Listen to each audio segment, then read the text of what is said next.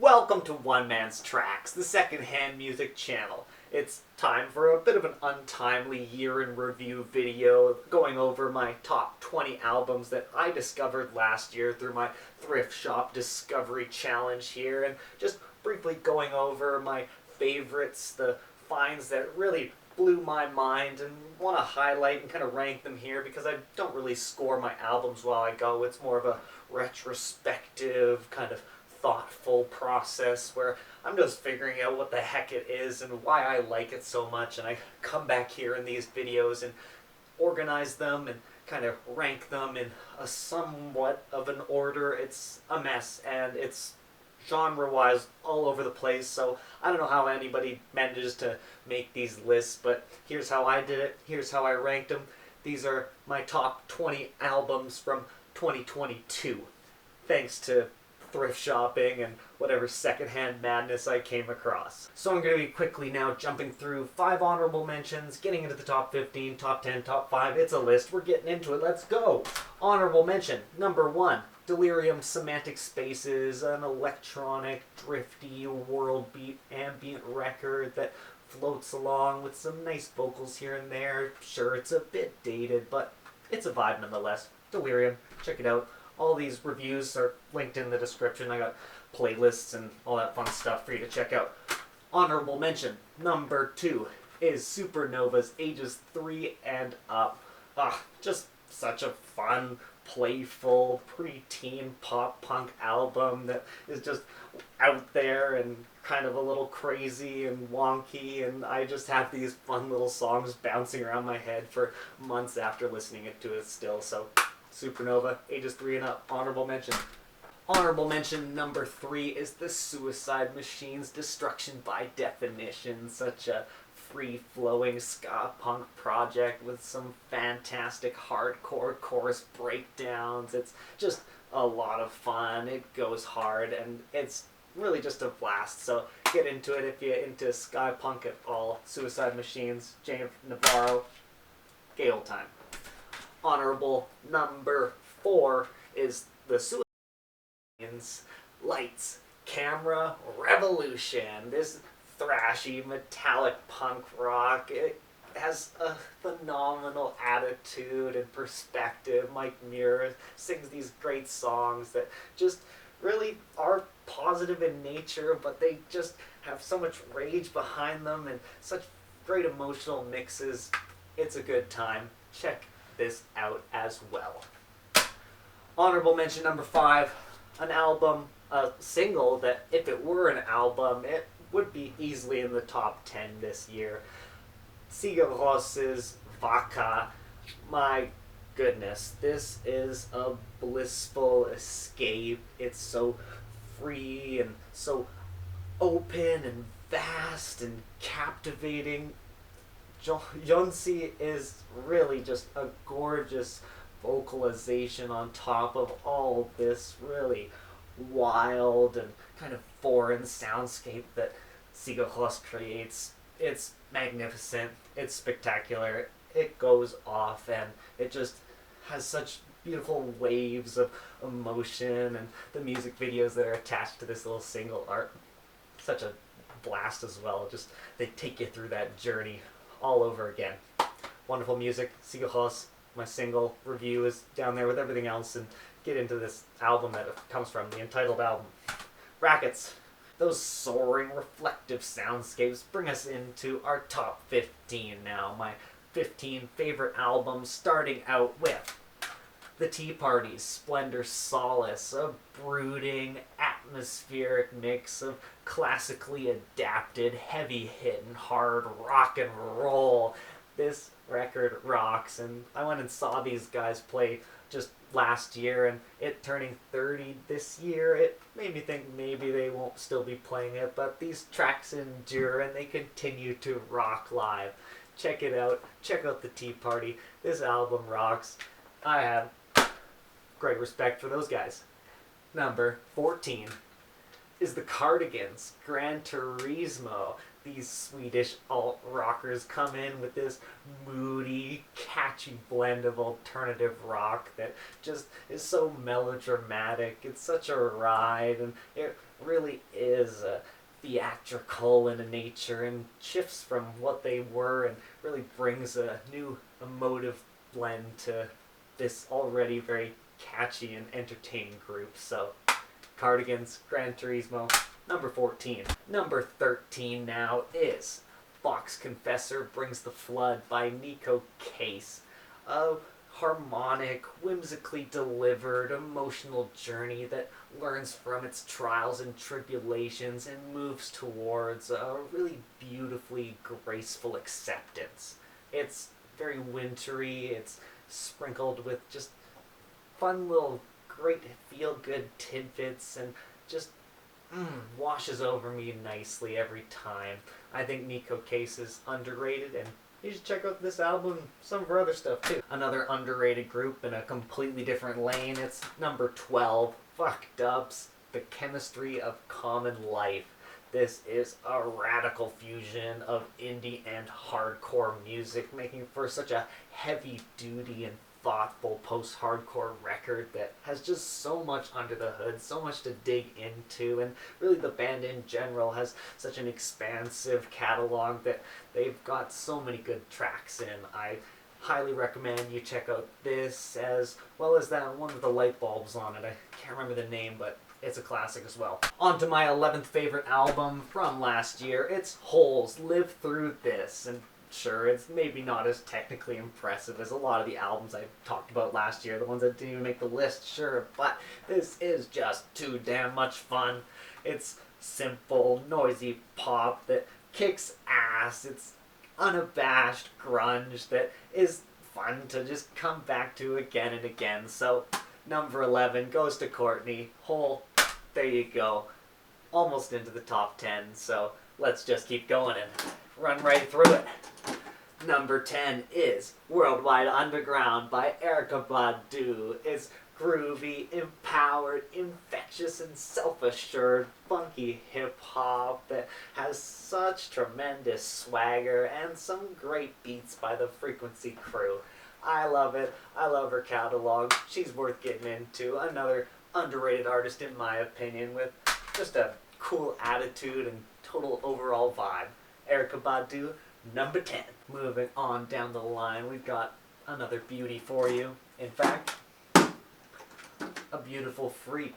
Eels' beautiful freak. A raw, clear, pleasant and personal singer-songwriter. Mark Oliver Everett just comes in with these touching, memorable numbers that meet you where you're at.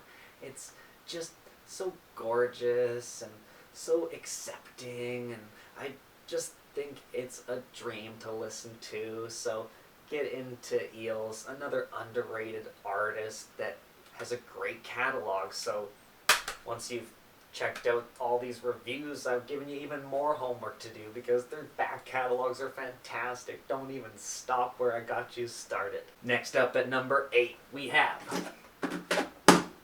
Mad Seasons Above. This captivating post-grunge masterpiece by a legendary supergroup.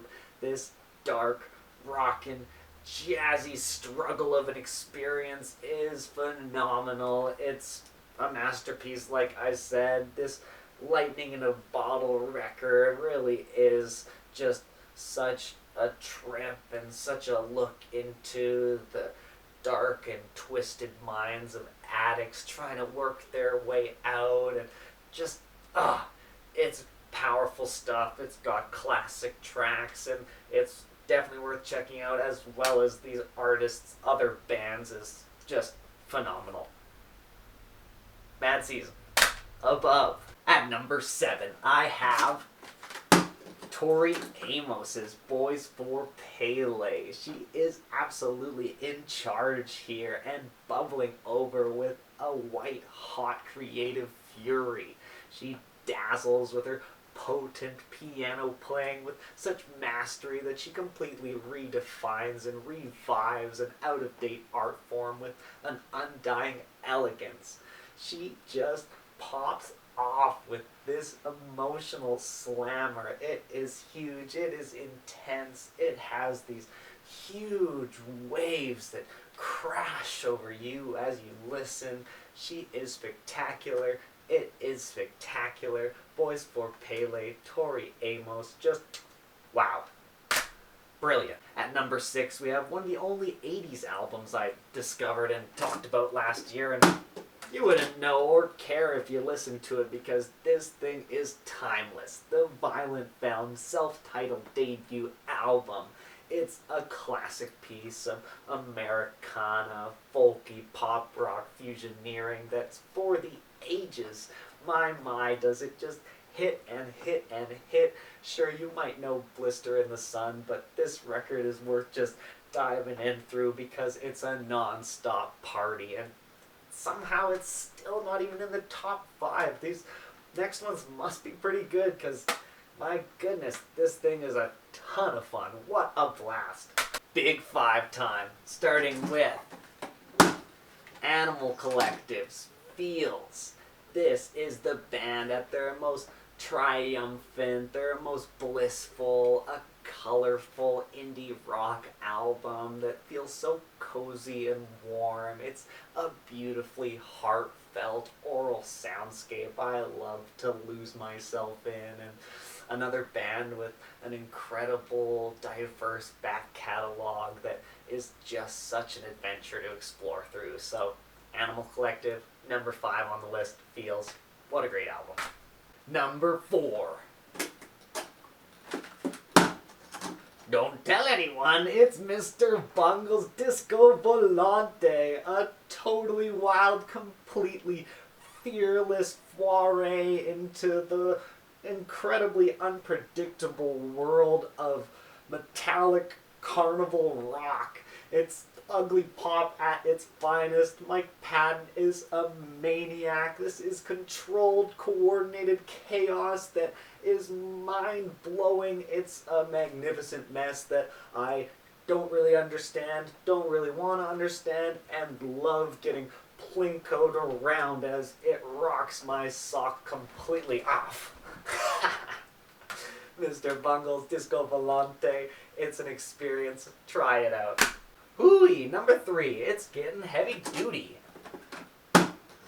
We got the Olivia Tremor Controls Black Foliage Animation Music Volume 1 coming in. This mystifying, neo-psychedelic art pop wonder with phenomenal throwback production, these very interesting, intricate, amorphous sound collages that kind of match the cover art here, as well as some really sweet, thoughtful pop tunes woven in the mix. It is an experience. It kind of takes me out of myself and places me as like a unconscious, time-traveling observer who gets to sit in a little transparent pod and kind of feel around these nostalgic emotions that I never truly got myself, but they've created here for me to live vicariously through. Wow, it is an experience, it's a journey, it's really unlike a lot of other things I've ever come across. The Olivia Tremor Control, really the Elephant Six guys are really interesting and have a great idea about the kind of music they want to make and do a fantastic job doing it. So, Olivia Tremor Control, the Elephant Six Collective, that's my number 3. Final 2, and that number 2 spot belongs to